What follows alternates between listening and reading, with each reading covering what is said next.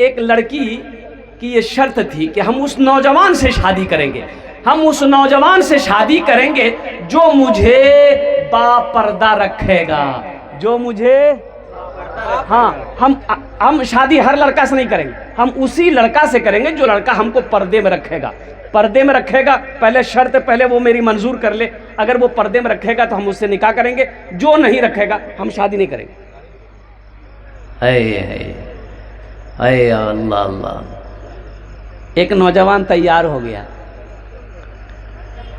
شرط کو قبول کر لیا، لڑکی سے نکاح ہو گیا، اور نکاح کے بعد اپنی بیوی کو لے کر آیا۔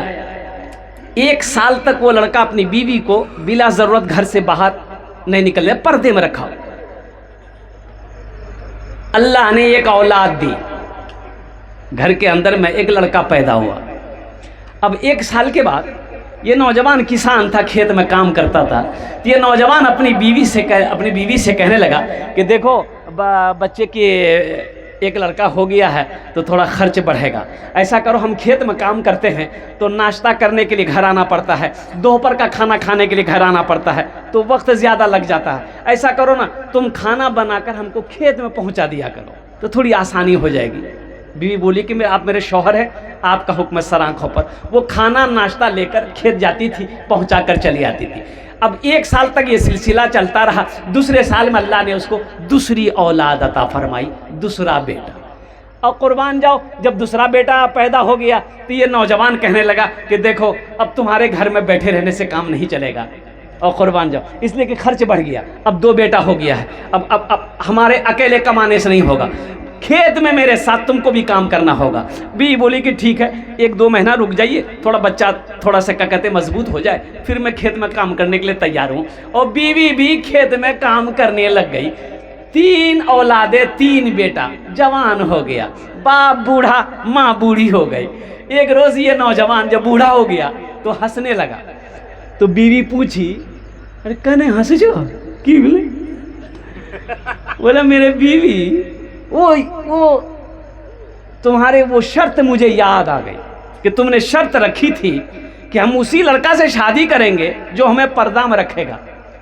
میری سمجھ میں نہیں آئی یہ بات کہ آخر یہ شرط تم نے رکھی کیا، اس کا فائدہ تو کوئی نظر نہیں آیا۔ تو اس کی بیوی بولی اس کا فائدہ نظر نہیں آیا؟ بولا نہیں۔ بولا اچھا ٹھیک ہے یہیں بیٹھے رہیے۔ وہ بڑا بیٹا کو بلایا، اور قربان جاؤ عورت اپنے سر کا بال کھولی اور شوہر کو بولی کیسا کہ یہ روم ہے، روم کے اندر آپ چلے جائیے، دروازہ اندر سے بند کر لی۔ شوہر اندر دروازہ بند کر لیا روم کے اندر میں، بیوی سر کا بال کھولی اور رونا شروع کر دی۔ بڑا بیٹا کو بولا کہ بیٹا عبداللہ ادھر آؤ۔ ماں کو روتے ہوئے دیکھا، بڑا بیٹا عبداللہ آیا، بولا کہ ماں تو روتی کیوں ہے؟ بولا بیٹا مت پوچھو، تمہارا ابا بال پکڑ کے مارا۔ تو بیٹا عبداللہ بولا کہ اماں اس میں رونے والی کیا بات ہے؟ ابا اگر مانے ہوں گے تو تم سے وہ محبت بھی تو کرتے ہیں، صبر کر لو نا، رونے کی کیا ضرورت ہے؟ وہ بیٹا بول کے چلا گیا۔ پھر یہ عورت رونے لگی، مجھلے بیٹے کو بلائی۔ وہ مجھلا بیٹا آیا، ماں کہنے لگی کہ بیٹا دیکھو تیرے باپ کا ظلم دیکھو، اس عمر میں مجھے میرے بال پکڑ کے مجھے مارا ہے۔ تو مجھلا بیٹا بولا کہ مارا؟ آپ کو مارا؟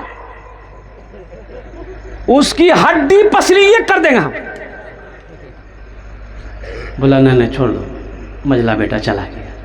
اب چھوٹے بیٹے کو بلائی، دیکھا ماں کو رہتے ہو، ماں رو رہی۔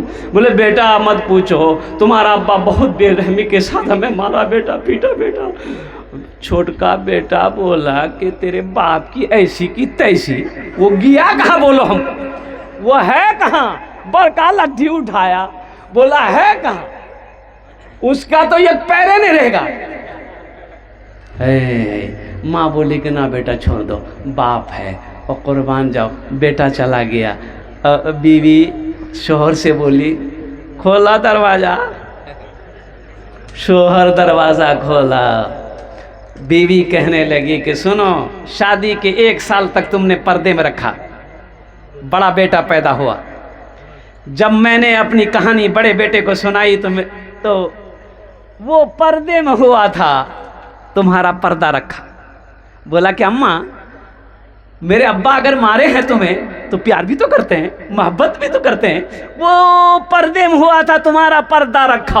और कुर्बान जाओ, मझला बेटा नीम पर्दे में हुआ था। नीम पर्दे में मैं नाश्ता लेकर खेत में जाती थी, मैं खाना लेकर खेत में जाती थी। और कुर्बान जाओ, उन्होंने हल्की फुल्की सुनाई और वो आपका वो भी पर्दा रखा। और सबसे छोटा बच्चा ये उस वक्त पैदा हुआ जब मैं खेत में काम करती थी। और कुर्बान जाओ, तेरे सारे पर्दे को उखाड़ के फेंक दिया। तो ये बूढ़े मियाँ बोले कि हाँ, अब हमरो बात खोपड़ी में समझो आ भी गए।